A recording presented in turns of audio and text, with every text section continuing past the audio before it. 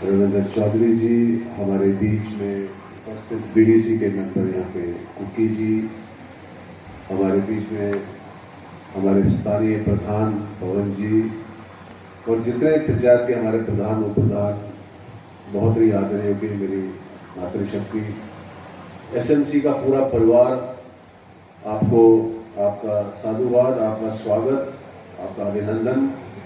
और जिनको इनाम मिले हैं उनको बहुत बधाई कि आप अच्छा काम अपने स्कूल में कर रहे हैं। और सबसे बड़ी बधाई तो इस बात की कि आखिर 2 साल के बाद कार्यक्रम तो हुआ, नहीं तो कोरोना काल में तो ये कार्यक्रम ही बंद हो गया। कोरोना काल में तो इन बच्चों का वो हाल हुआ जो शायद किसी का ना हो। सबसे बड़ा नुकसान मैं समझता हूं, अगर देश को, पूरी दुनिया को अगर हुआ है, आर्थिक स्थिति में तो नुकसान हमारा हुआ ही हुआ, हमारा विकास में नुकसान हुआ ही हुआ, हमारा सेहत में करोड़ों लोगों के मरने का नुकसान तो हुआ ही हुआ, पर उससे भी बड़ा नुकसान अगर कुछ हुआ है तो ये बच्चों के जो 2 साल खराब हुए, इनके कैरियर का जो नुकसान हुआ है वो अपने आप में अनकैलकुलेटेड है, उसकी आप कल्पना भी नहीं कर सकते। बच्चों को तो स्कूल की शक्ल भी भूल गई, मास्टरों की शक्लें इनको रात को सपने में नजर आना शुरू होगी, छोटे से मोबाइल में पढ़ पढ़ के आंखों में चश्मे लगना शुरू। सबसे बुरा समय अगर कोरोना काल का था तो इन प्यारे बच्चों के लिए, और हमारी सरकार ने इस बात का प्रयास किया और प्रयास में कामयाब हुए।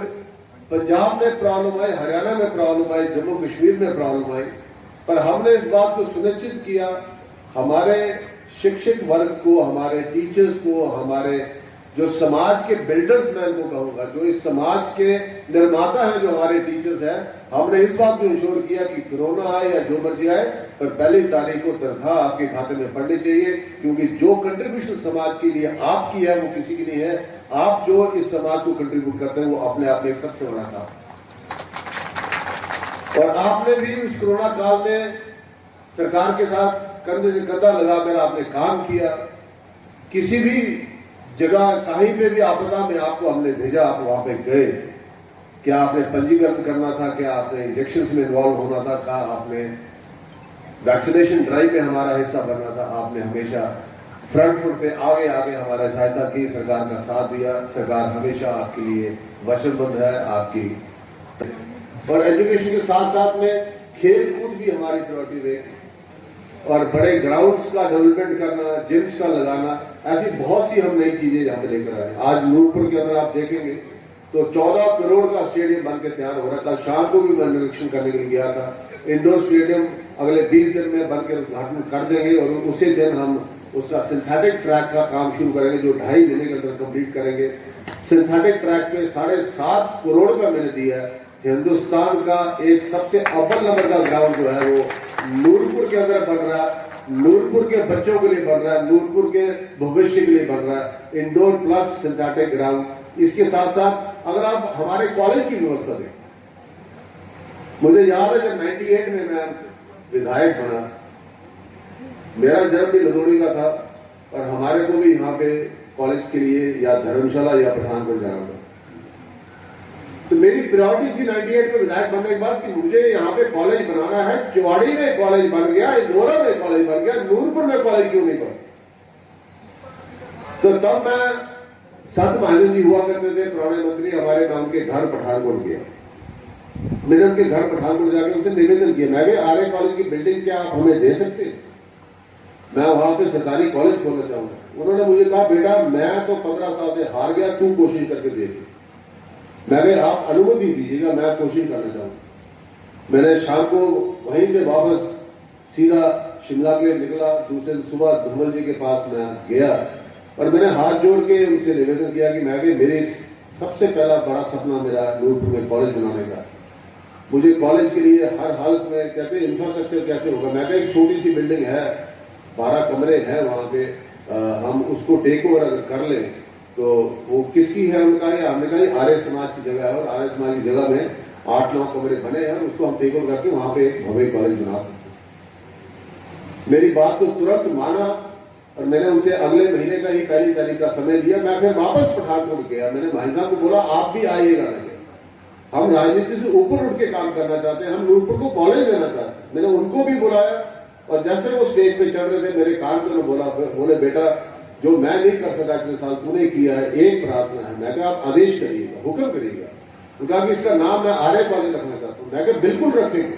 मैंने उसी वक्त मन से अनाउंस किया, मैं कहा इसका नाम हम आर्य डिग्री कॉलेज रखना चाहेंगे, क्योंकि एजुकेशन के साथ हम राजनीति नहीं करना चाहते, हम एजुकेशन को इम्प्रूवमेंट करना चाहते हैं। आज वो कॉलेज इतना बड़ा है कि वहां 3000 से ज्यादा बच्चे और 70% बेटियां मेरी वहां पे पढ़ रही हैं। मैंने महसूस किया है ये जगह कम पड़, फजल के प्राइमरी स्कूल में 2-2 कमरे का निर्माण हम तुरंत शुरू करेंगे, ताकि ये जो हमारे स्कूल हैं हमारे आसपास इनमें भी कमरों का निर्माण हो सके। आज एसएमसी के माध्यम से मैं केवल आप तक इतना ही संदेश देना चाहूंगा कि शुक्र है भोलेनाथ की कृपा से ये दिन आया कि हम सब यहाँ पे बिना मास्क के बैठे। तो 2 साल से तो हमें मुंह पे छिक्का बांधने की ऐसी आदत पड़ गई। कुछ लोगों ने बांध रखा है, अभी भी वो सियाने हैं, अक्लमंद हैं, हम सब बेवकूफ हैं जो बिना मास्क के बैठे हैं। और वैसे तो अभी भी प्रोटोकॉल के हिसाब से मास्क खोलना अलाउड नहीं है पब्लिक मीटिंग में, पर ओपन में हम बैठ सकते हैं, पर बंद कमरे में अगर हो तो हमें जरूर मास्क पहनना चाहिए, पर ओपन एयर में उसका फर्क नहीं पड़ता। हम प्रार्थना कर रहे हैं भगवान से कि चौथी लहर ना आए, क्योंकि 3 लहरों में सबसे ज्यादा बेड़ा गर्क हुआ तो हमारे प्यारे बच्चों का हुआ, उनकी एजुकेशन का हुआ, उनका जो एक सिस्टम टूट गया, उनका जो पढ़ाई का सर्कल टूट गया, उस सर्कल को वापस लाने में शायद कई साल लग जाएंगे। एक बहुत ब्रिलियंट बच्चे जो थे वो ब्रिलियंट बच्चे जो है वो एवरेज बच्चे बनते रहेंगे। ये मैं समझता हूँ देश के लिए सबसे बड़ा नुकसान है।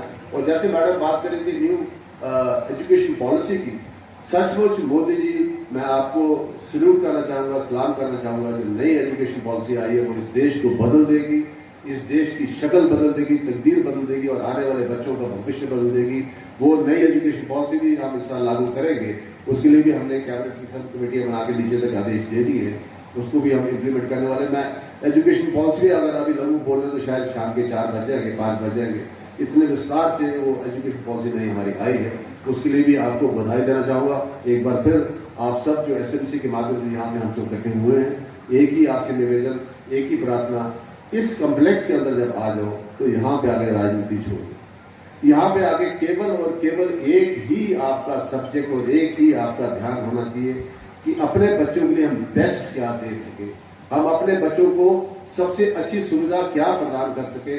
इसलिए एसएमसी की कमेटी से मेरा निवेदन रहेगा, स्कूल के अंदर राजनीति बाहर छोड़ के आया करिए।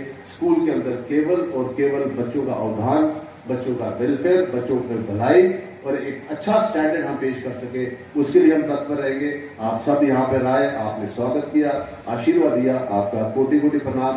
भारत माता की जय।